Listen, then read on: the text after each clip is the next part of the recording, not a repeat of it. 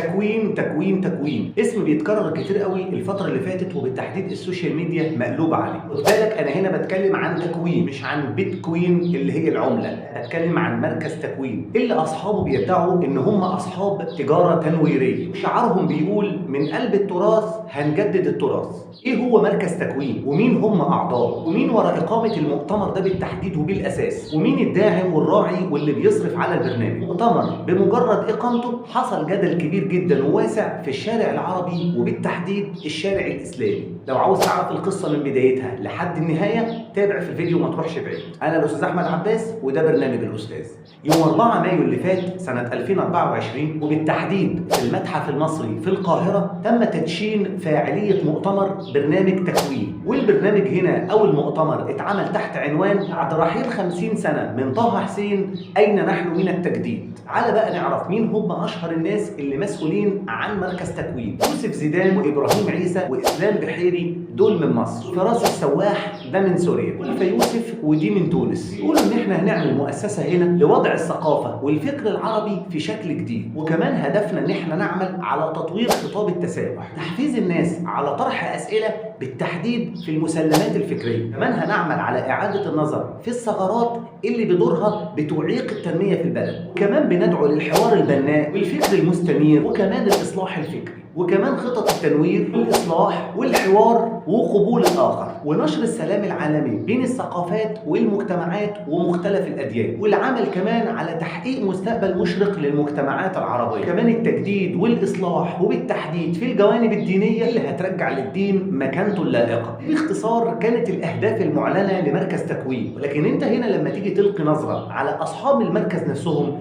هتلاقي عندهم ولا أي فكرة من الأفكار اللي اتذكرت دي كلها. احنا بس مشكلتنا ان في اي حته في العالم الملحد بيقول على نفسه انا ملحد. عندنا في مصر ملحد هنا بيسموه باحث في شؤون الاديان. مين انت ملحد ومنين انت باحث في شؤون الاديان؟ بما انك ملحد انا مش هاخد منك لا نصوص الكتاب ولا السنه. المشكله ان المركز هنا بيعرض بعض الامور علشان خاطر يتم دراستها وهي امور غريبه في المقام الاول. يعني بيتكلموا مثلا هل الخمر حرام؟ ليه الست ما تتجوزش 4 زي الراجل؟ هل سيدنا عمر بن الخطاب كان مسلم اصلا؟ الشخصيه اللي قدامنا دي هو يوسف زيدان، وهو صاحب المؤسسه والفكره من البدايه. الراجل ده من مواليد 30 يونيو سنه 1958، متخصص في التراث العربي المخطوط وعلومه، يحصل على ماجستير في الفلسفه الاسلاميه، ورسالة الماجستير بتاعته كانت بعنوان الفكر الصوفي، وكمان بيحصل على الدكتوراه، ورسالته هنا في الدكتوراه كانت عن الطريقة القادرية. له أبحاث كتير جدا في التصوف والفكر الإسلامي والفلسفة الإسلامية، كمان في الطب العربي، وله كمان جانب أدبي وبعض الأعمال الروائية، وكمان بعض المقالات الدورية والغير دورية. وينسب لهذا الشخص سنة 1994 تأسيس قسم المخطوطات في مكتبة الإسكندرية. وهم في المؤتمر اللي تم يوسف زيدان هنا بيوجه سؤاله هنا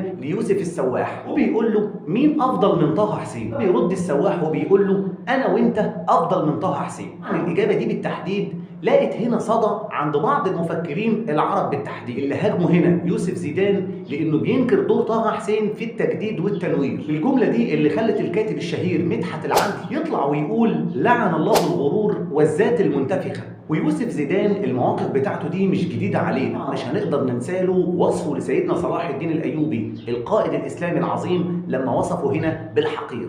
طبعا هنا بعد المؤتمر ما خلص التكوين هنا تصدرت محركات البحث في مصر كلها طبعا، وده بسبب الأفكار الجدلية اللي أثروها في المؤتمر. وهنا يطلع الدكتور محمد الباز رئيس تحرير جريدة الدستور ويقول هو إن المؤسسة هنا بتفتقد للشفافية، وإن مصير الجماعة دول هيكون الذوبان زي غيرهم بالظبط. وطرح طبعا الدكتور محمد الباز هنا بعض الأسئلة المهمة جدا، زي مثلا مين بيمول المؤسسة؟ وإيه هي ميول اللي فيها؟ إيه أهدافهم كمان؟ وليه كل اللي منضمين للمؤسسة بالتحديد اتجاههم واحد؟ وإيه هي ماهية التنوير اللي هم بينشروه أو عاوزين ينشروه؟ وإيه هي الأدوات اللي هيستخدموها في نشر منتجهم الثقافي؟ إن منتجهم ده أصلا بيثير الريبة عند الناس أكتر من الطمأنينة. وكمان بيكمل كلامه ويقول يا ريت يكلمونا عن نفسهم شوية، يستحسن كمان يكلمونا عن العائد المادي اللي هيحصلوا عليه من ورا ده. يا سلام لما يكلمونا كمان عن مناهجهم أكتر وأكتر، وإلا مصيرهم هيكون الذوبان زي غيرهم، مش هينوب الممول لليلة دي كلها الا ضياع فلوسه. وهنا بيظهر الدكتور عباس شومان